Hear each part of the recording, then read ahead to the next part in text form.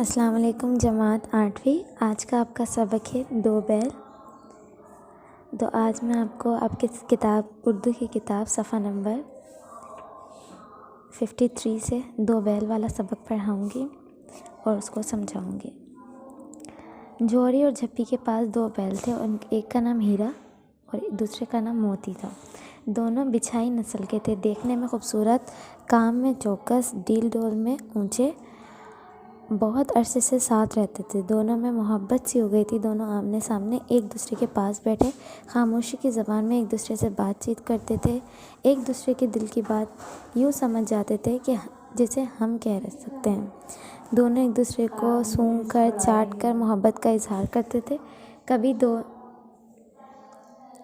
کبھی دونوں سینگ ملا لیا کرتے تھے، انات سے نہیں، محض زندہ دلی سے، محض ہنسی مذاق سے، جیسے ہم سب دوست ایک دوسرے سے بات کرتے ہیں۔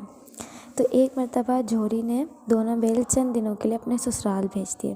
بیلوں کو تو معلوم نہیں تھا کہ وہ کہاں جا رہے ہیں، پر وہ سمجھے کہ ہمیں بیچ دیا ہے۔ اب کون بیلوں کو بتاتا کہ وہ بیچے نہیں گئے بلکہ کچھ دنوں کے لیے ان کے جوہری کے سسرال میں گئے ہیں۔ گاؤں تک لے جانے والے کو انہوں نے بہت تنگ کیا، پیچھے سے ہانکتے، دونوں دائیں بائیں بھاگتے، آگے سے پکڑتا تو پیچھے سے زور لگاتے، سینگ مارتے، بھنگارتے، اور اپنی بے زبان ہوتی تو جوہری سے پوچھتے کہ تم نے ہمیں، اگر بے زبان ہوتے یہ جانور تو جوہری سے پوچھتے کہ تم نے ہمیں غریبوں کو کیوں نکال دیا، ہم نے تمہاری خدمت کرنے میں کبھی کوتاہی نہیں کی، اگر اتنی محنت سے کام نہ چلتا تو اور لے لیتے۔ یعنی وہ شکوہ کرتے تھے جوہری سے کہ ہمیں بیچا کیوں گیا۔ تو جب وہ اس کے سسرال والے میں گاؤں میں پہنچے تو کیا انہیں بہت برا لگا، کیونکہ نیا گھر، نیا گاؤں، نئے آدمی، سب بیگانے لگتے تھے۔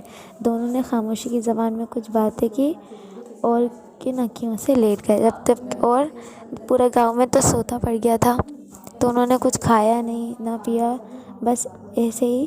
جب لوگ سب سو گئے تو وہ بھاگے، رسیاں توڑی اور بھاگ گئے۔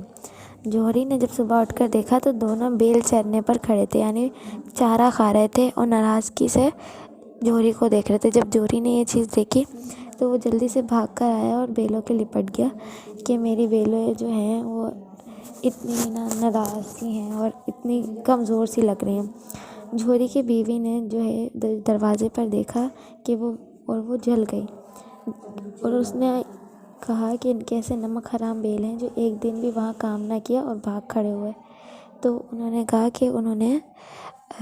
نے کہا کہ انہوں نے دانہ نہیں دیا ہوگا جبھی تو وہ بھاگ کر آئے، اگر دانہ دیتے تو نہ بھاگ کر آتے۔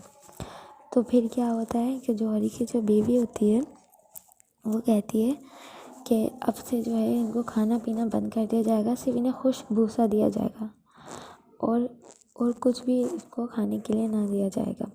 دوسرے دن جوہری کا جو سالہ پھر سے آتا ہے اور بیلوں کو لے کر چلا جاتا ہے، اب کہ اس نے دونوں کو گاڑی میں باندھ لیا تھا۔ 2-4 مرتبہ موتی نے گاڑی کو کھائی میں گرانا چاہا مگر ہیرا نے سنبھال لیا۔ شام کے وقت جب گھر پہنچا تو گیا نے دونوں نے موٹی رسیوں سے انہیں باندھ دیا اور کل کی شرارت کا مزہ چکھایا، کیونکہ وہ اس کے گاؤں سے بھاگ کر آ گئے تھے۔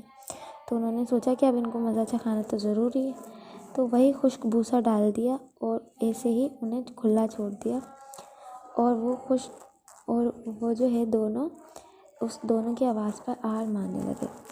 دوسرے دن گیا نے بیلوں کو ہل میں